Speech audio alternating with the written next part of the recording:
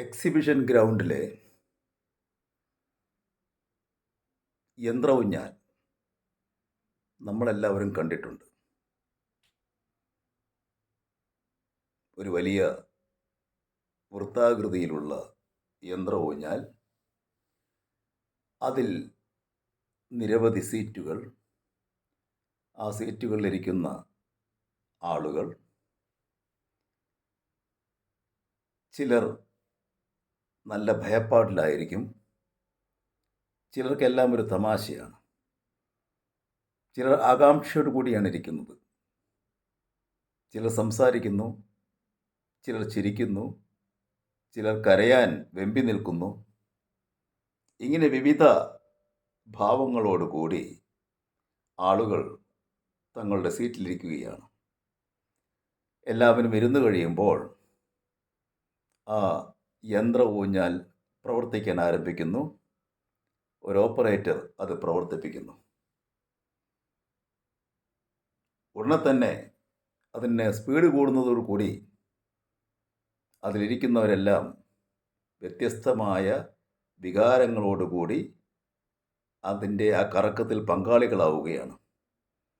ചിലർ ആർത്തട്ടഹസിക്കുന്നു, ചിലർ ഉറക്കെ ചിരിക്കുന്നു, ചിലർ ഭയന്ന് വിറച്ച് മിണ്ടാതിരിക്കുന്നു. അങ്ങനെ ഏതാനും സമയം അത് കറങ്ങി അവസാനം ആ യന്ത്രഊഞ്ഞാൽ അതിൻ്റെ ഓപ്പറേറ്റർ നിർത്തുന്നു. നമ്മുടെ ജീവിതവും ഏതാണ്ട് ഇതുപോലെ തന്നെയാണ്.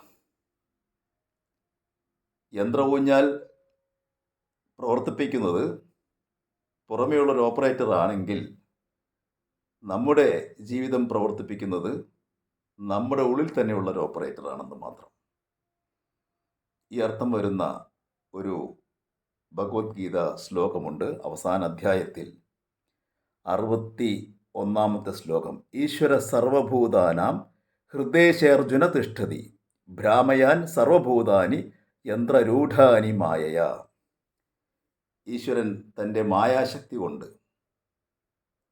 ഈ യന്ത്ര ഊഞ്ഞാൽ കറക്കുകയാണ്. നമ്മളെല്ലാവരും അതിൽ പങ്കാളികളായി അവിടെ വിവിധ വികാരങ്ങളോടുകൂടി ഇരിക്കുകയാണ്. ഒരു വ്യത്യാസമുള്ളത്, ഈശ്വരൻ എല്ലാവരുടെയും ഹൃദയവാസിയാണിവിടെ.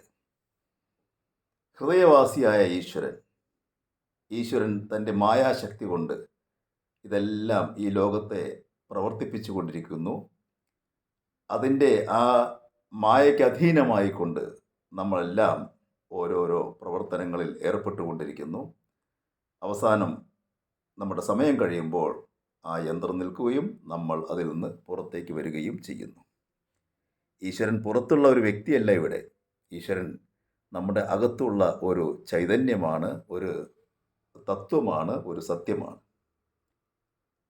പുറത്തു നിൽക്കുന്ന ഒരു വ്യക്തിയോ ഒരു രൂപമോ ഒരു യാതൊരുവിധ പ്രകൃതി സംഭവമോ ആയിട്ടല്ല ഇവിടെ ഈശ്വരനെ സങ്കല്പിച്ചിരിക്കുന്നത്. ഈശ്വരൻ നമ്മുടെ അകത്തിരുന്നു കൊണ്ട് നമ്മുടെ പ്രവർത്തനങ്ങളെ ഏകോപിപ്പിക്കുന്ന ഒരു ചൈതന്യധാരയായിട്ടാണ് നമ്മളിവിടെ കാണുന്നത്. ഏതായാലും മായാശക്തി കൊണ്ട്, ഈശ്വരൻ്റെ വികൃതിയാണ് മായ എന്ന് പറയുന്നത്, ഈ മായാശക്തി കൊണ്ട് ഈ പ്രപഞ്ചം മുന്നോട്ട് പോയിക്കൊണ്ടിരിക്കുന്നു. അതിൽ നമ്മളും ഭാഗവാക്കാവുന്നു. ഭാഗവാക്കായതിനു ശേഷം നമ്മൾ അതിൻ്റെ സമയം വരുമ്പോൾ നമ്മൾ ആ കളിയിൽ നിന്നും അല്ലെങ്കിൽ ആ ജീവിതചര്യയിൽ നിന്നും നമ്മൾ പിന്മാറുകയും ചെയ്യുന്നു. നന്ദി, നമസ്കാരം.